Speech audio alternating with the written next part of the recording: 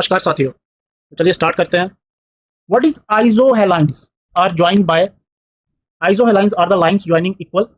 ये किसको क्या कौन सी लाइन है जो क्या करती है, ज्वाइन करती है इक्वल। ये ज्वाइन करती है सैलिनिटी। ठीक है, सैलिनिटी देखो मैप पे यूज किया जाता है ये वर्ड क्या शो करने के लिए, शो करने के लिए salinity of different places, salinity of different places. Rainfall की अगर मैं बात करूं तो एक वर्ड है इक्वल रेनफॉल। इक्वल रेनफॉल को हम कहते हैं आइसो हाइट। क्या कहते हैं? आइसो हाइट, याद रखना। Pressure, equal pressure, equal pressure को हम बोलते हैं आइसोबार।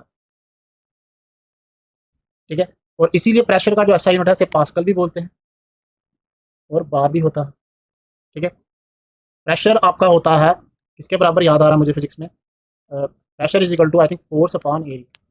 ठीक है, टेम्परेचर, इक्वल टेम्परेचर जो होता है वो होता है आपका आइसोथर्म। ठीक है, आइसोथर्म। चलिए next question. Article 19 of constitution of India as it stand amended include which of the following. कौन कौन सा इंक्लूड करते हैं? Freedom of speech and expression, बिल्कुल ये इंक्लूड करते हैं, freedom of speech and expression. ठीक है, assemble peacefully and without arm, हाँ ये भी ठीक है। To acquire and dispose property, ये गलत। To move freely throughout the territory of India, ये ठीक है। तो आंसर क्या होगा? दैट इज ये भी ठीक है, ये भी ठीक है और ये भी ठीक है, यानी कि फर्स्ट सेकंड और फोर्थ आपका क्या है, करेक्ट। आंसर ये लास्ट में है, जिसको लास्ट में नहीं दिखेगा वो यहाँ से देखते। तो चलिए आर्टिकल 19 की एक्सप्लेनेशन देते हैं थोड़ी सी। देखो बात करूं अगर मैं आर्टिकल 19 से लेके 22 तक, तो ये किस में आते हैं? ये बात करते हैं किसकी? ये बात करते हैं आपकी फ्रीडम की, राइट टू फ्रीडम। सारे के सारे आर्टिकल जिसमें भी इसमें आएंगे वो किसकी बात करेंगे? फ्रीडम। अच्छा ये किस में आते हैं? ये आते हैं आपके फंडामेंटल राइट। फंडामेंटल राइट में। फंडामेंटल राइट किस में? पार्ट थर्ड में। तो फंडामेंटल राइट का कंसेप्ट हमने कहाँ से लिया है? यूएसए से लिया है, याद रखो। आर्टिकल 19 जो है इसके तहत हमें कितने 6 राइट्स ऑफ फ्रीडम मिलती है, और वो कौन कौन सी है? पहली है आपकी स्पीच एंड एक्सप्रेशन, शॉर्ट में लिख रहा हूँ, right to freedom of speech and expression. दूसरी आपकी असेंबल, इकट्ठे हो सकते हो विदाउट आर्म्स। थर्ड आपकी मूवमेंट, कहीं भी आप घूम सकते हो, कहीं भी मूवमेंट कर सकते हो पूरी कंट्री में, आपको कोई नहीं रोकेगा। रेजिडेंस, कहीं भी आप रह सकते हो पूरी कंट्री में। फिफ्थ है आपका एसोसिएशन, आप अपनी कोई भी एसोसिएशन बना सकते हो, जैसे कि बार एसोसिएशन होती है, बहुत सारी एसोसिएशन होती है, वर्कर्स की एसोसिएशन होती है, आप कोई भी प्रोफेशन अपनी मर्जी से क्या कर सकते हो, चूज कर। ठीक है, तो चलो बात करते हैं, चलिए चलते हैं नेक्स्ट क्वेश्चन की। ये हो गया, हो गया। तो next question, which of the following statement with regard to the election commission is not correct? Not correct. It conduct the election to the office of vice president of India, सही है। Election commission can be removed from his office without the recommendation of chief election commissioner, नहीं ये गलत है। Election commissioner appointed by president of India, बिल्कुल सही। Governor of state is constitutionally bound to provide support staff to election commission if required, ये सही। तो answer क्या होगा? B part. बी पार्ट इसका क्या होगा आंसर होगा, क्योंकि नॉट पूछा हुआ है। क्या पूछा हुआ है? तो चलो बात करते हैं election commission of India. Election commission of India के बारे में, इलेक्शन कमीशन ऑफ इंडिया, इसके लिए हमारे पास आर्टिकल है। आर्टिकल कौन सा? 324। 3 मेंबर बॉडी होती है, 3 मेंबर बॉडी होती है, याद रखना। अपॉइंट कौन करता है? अपॉइंट करता है इनको प्रेसिडेंट। कौन करता है? प्रेसिडेंट, इंपॉर्टेंट है। रिटायरमेंट एज या तो 65 ईयर्स या फिर 6 years, which ever is early. Election commissioner of India हमारी इलेक्शन कौन कौन सी कराता है? प्रेसिडेंट की कराता है, ठीक है, वाइस प्रेसिडेंट की करवाएगा, एमएलए की कराएगा, बट पंचायत की इलेक्शन, ठीक है, ये कौन कराता है? State election commissioner. और इसे अपॉइंट कौन करता है? स्टेट का गवर्नर। कौन करता है? स्टेट का गवर्नर। रिमूव्ड, इलेक्शन कमिश्नर को रिमूव कौन कर सकता है? प्रेसिडेंट। भैया अगर अपॉइंट कर रहा है प्रेसिडेंट तो रिमूव भी कर सकता है प्रेसिडेंट। और कैसे रिमूव होगा? ये रिमूव होगा रेजोल्यूशन से। रेजोल्यूशन पास करना पड़ेगा, जैसे हम जज का करते हैं, कहाँ पर? लोकसभा में और राज्यसभा में। कौन सी मेजोरिटी से? स्पेशल मेजोरिटी से। और first election commissioner of India कौन थे? उनका नाम था सुकुमार सिंह। ठीक है, कोई डाउट ही नहीं रहेगा आपको आज के बाद इलेक्शन कमिश्नर के बारे में। तो चलिए चलते हैं नेक्स्ट क्वेश्चन पे। Which of the following statement with regard to preamble, तो बात किसकी कर रहा है, प्रेम्बल की। तो कौन सा प्रेम्बल के अकॉर्डिंग जो स्टेटमेंट है वो करेक्ट है। Equality of status and equality of opportunity find mention in the preamble, बिल्कुल सही।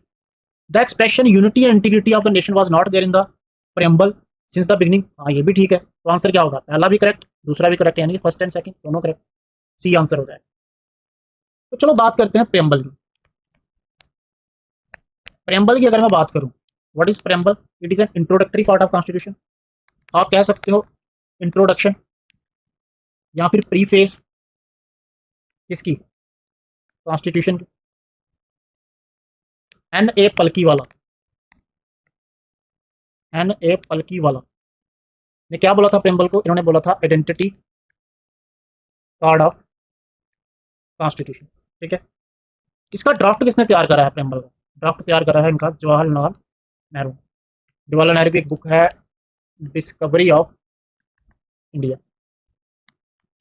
उसके बाद वर्ड जो है जस्टिस, सोशल, इकोनॉमिक और पॉलिटिकल, ये जो वर्ड है प्रेम्बल में, ये हमने किससे लिए हैं, ये हमने लिए हैं रशिया से। किससे लिए हैं, Russia.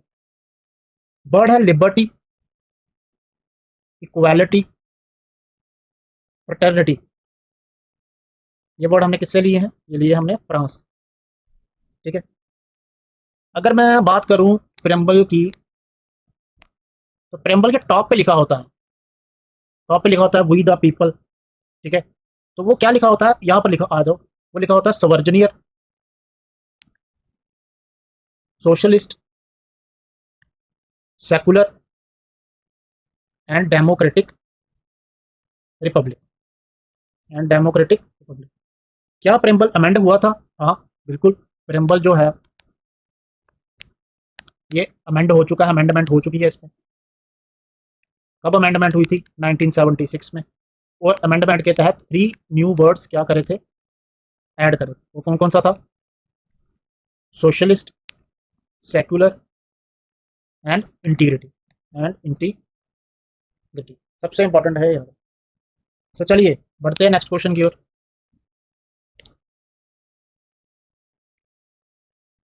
Part 4th A of the constitution, part 4th A of the constitution of India, which, थोड़ी सी मिस्टेक है यहाँ पे, विच वन, ये क्या है, which one, which one of the following is mentioned as a duty of every citizen of India. तो कौन कौन सी है, इज नॉट मेंशन, जो कि ड्यूटी नहीं है, तो कौन सी नहीं है। इसका आंसर होगा, पहला तो है, यानी कि नेशनल सर्विस के लिए जब आपको बुलाएंगे आपको आना पड़ेगा, ठीक है, ड्यूटी होनी। To renounce practice derogatory to the dignity of women, ये भी ठीक है। To value and preserve a unitary national culture, नहीं, ये गलत है। तो हमारा आंसर भी क्या होगा, यही होगा। बाकी ये भी ठीक है, ये नहीं है। तो चलिए बात करते हैं fundamental duties. Fundamental duties, fundamental duty आपकी आती है पार्ट 4th एम, और आर्टिकल कौन सा, आर्टिकल है भैया 51 ए, ठीक है। और कहाँ से लिए हमने, रशिया से ली। इनिशियली क्या ये फंडामेंटल ड्यूटी, फंडामेंटल ड्यूटी हमारे कॉन्स्टिट्यूशन में थी, नहीं हमारे कॉन्स्टिट्यूशन में नहीं थी। ऐड कब हुई, ऐड हुई 42nd अमेंडमेंट के तहत, और कब, 1976 में, ठीक है। कौन सी कमेटी से, स्वर्ण सिंह की कमेटी थी, स्वर्ण सिंह कमेटी। और इनिशियली कितनी फंडामेंटल ड्यूटी ऐड करी थी हमने, इनिशियली जब 1976 में हमने ऐड करी थी तो कितनी थी, 10 फंडामेंटल ड्यूटी हमने ऐड करी, याद रखना। और 11th फंडामेंटल ड्यूटी, 11वीं फंडामेंटल ड्यूटी हमने कब ऐड करी, ये ऐड करी हमने 2002 में। और वो क्या थी, किसके रिलेटेड थी, वो रिलेटेड थी एजुकेशन। तो कहाँ से लेके कहाँ तक, 6 से लेकर 14 साल के बच्चों को क्या देना, एजुकेशन देना। और कौन से अमेंडमेंट से हमने ऐड करी थी, ये ऐड करी थी 86th amendment, very very important, very very important. चलिए next question, which of the following term were used in the Indo Persian source of Mughal period to denote a peasant. तो कौन कौन सी टर्म यूज करते थे, रियासत भी करते थे, असामी भी करते थे, मुजाहिरीन भी करते थे। तो first second and third, first second and third. चलो बात करते हैं मुगल पीरियड के क्रोनोलॉजिकल ऑर्डर की। तो पहले कौन आया, पहले आया बाबर। जैसे मैंने पीछे बताया बाबर किसके कंटेम्पररी हैं, कृष्णदेव राय। तो बाबर ने रूल करा है 1526 से लेकर 1530 तक। फिर आपके आते हैं हुमायूं, हुमायूं ने रूल करा है 1530 से लेके 40 तक, और फिर 1555 से लेके 56 तक, बीच में शेरशाह सूरी आ गया था। फिर अकबर, अकबर ने आपका रूल करा है 1556 से लेके 1605 तक। फिर जहांगीर, जहांगीर 1605 से लेकर 1627 तक। शाहजहां, शाहजहां 1628 से लेकर 1658 तक। औरंगजेब 1658 से लेकर 1707 तक। ठीक है, तो ये आप सारे याद रखोगे, पूरी की पूरी क्रोनोलॉजिकल ऑर्डर। ठीक है, चलिए चलते हैं नेक्स्ट क्वेश्चन पे। Arrange the following event chronologically starting from the earliest. Ahmedabad mill strike, Ahmedabad mill strike कब हुई? ये हुई आपकी मार्च 1918 में। ठीक है, और ये क्या था, ये क्या मुद्दा था? ये था मिल वर्कर का कोई मुद्दा था, मिल वर्कर के ओनर था, उनके कुछ बोनस का मुद्दा था। चंपारण सत्याग्रह, ये हुआ आपका 1917 में हुआ, इंडिगो कल्टीवेशन, और इसी को क्या बोलते हैं? तीन कथिया लगान, तीन कथिया system, that is 3/20। Foundation of Satyagraha Sabha, Satyagraha सभा कब फाउंडेशन हुई? ये फाउंड हुई आपकी 24 फरवरी, और किसने करी? महात्मा गांधी जी ने करी। कब? 1919 में। और किसके अगेंस्ट हुई थी ये हुई थी आपकी रोलट एक्ट के अगेंस्ट, रोलट एक्ट के अगेंस्ट। और what is Rowlatt act? Rowlatt act के तहत सस्पेंशन क्या कर रहे थे? किसकी? Habeas, habeas corpus. What is habeas corpus? To bring the body का concept, to bring the body. Bring the body का मतलब होता है कि वही 24 घंटे के अंदर अंदर आपको मैजिस्ट्रेट के सामने, मैजिस्ट्रेट के सामने प्रिजनर को पेश करना। ठीक है, तो वो जो हक थे, वो जो चीज थी, वो छीन रहे थे अंग्रेज। ठीक है, हैबिबियस कॉर्पस। बाकी आगे आएगा, ये आपको मैं पूरी रिट्स आपको समझाऊंगा। जलियांवाला बाग मैसेकर, जलियांवाला बाग मैसेकर कब हुआ? यह हुआ 13 अप्रैल 1919 को। ठीक है, 13 अप्रैल 1919 को। क्यों हुआ? किसको इकट्ठा क्यों हुए थे लोग? अरेस्ट कर लिया था किसको? डॉक्टर किचलू को, doctor Kitchlew and Satpal, and doctor Satpal. ठीक है, और 13 अप्रैल को क्या मनाया जाता है? Baisakhi day, Baisakhi day. और जलियांवाला बाग मैसेकर पे कमीशन कौन सा बैठा था? हंटर कमीशन, हंटर कमीशन बैठा था आपका। और सरदार उधम सिंह जी ने, उधम सिंह जी ने 1940 में जनरल डायर को मार दिया था। कहां पर? फॉक्सटन हॉल लंदन में। ठीक है, मार दिया, बदला ले लिया। तो चलिए, आप देख सकते हो ऑर्डर आपको सारा बता दिया, आप ऑर्डर आप खुद भी लगा सकते हो। तो इसका आंसर क्या होगा? इसका आंसर होगा आपका 2134। पहले ये आएगा, फिर ये आएगा मार्च 1918, फिर आपका आएगा ये फरवरी में हुई, फिर ये। तो चलिए चलते हैं नेक्स्ट क्वेश्चन की ओर। The year 1916, very important in the Indian history. तो क्या क्या हुआ? लखनऊ सेशन ऑफ कांग्रेस, बिल्कुल सही हुआ था, लखनऊ सेशन ऑफ कांग्रेस। ये जो लखनऊ सेशन हुआ था, इसके प्रेसिडेंट कौन थे? इसके प्रेसिडेंट थे AC Majumdar, AC Majumdar president थे। और इसी लखनऊ सेशन में कांग्रेस में क्या हुआ था? यूनियन हो गया था, किसका? मॉडरेट्स एंड एक्सट्रीमिस्ट का यूनियन हो गया था। तो अगला है कांग्रेस लीग पैक्ट, कांग्रेस और लीग पैक्ट। ये किसके किसके बीच में था? कांग्रेस एंड मुस्लिम लीग के बीच में। मुस्लिम लीग कब बनी? 1906 में बनी। कहाँ बनी? ढाका में बनी। और ढाका में बनी जब, तो इनके पहले प्रेसिडेंट कौन थे? पहले प्रेसिडेंट थे इनके नवाब सलीमुल्ला, सलीमुल्ला। ढाका किसकी कैपिटल है? बांग्लादेश की। और बांग्लादेश की करेंसी कौन सी चलती है? टक्का। ठीक है, और बांग्लादेश के साथ हमारी सबसे ज़्यादा बाउंड्री लगती है, 4096 किलोमीटर, याद रखना। सेकंड पॉइंट हो गया, फर्स्ट हो गया। Formation of hold home rule league, बड़ा ही इंपॉर्टेंट। किसने किसने करी? बाल गंगाधर तिलक जी ने करी। कहाँ पर करी इन्होंने? इन्होंने करी पुणे में।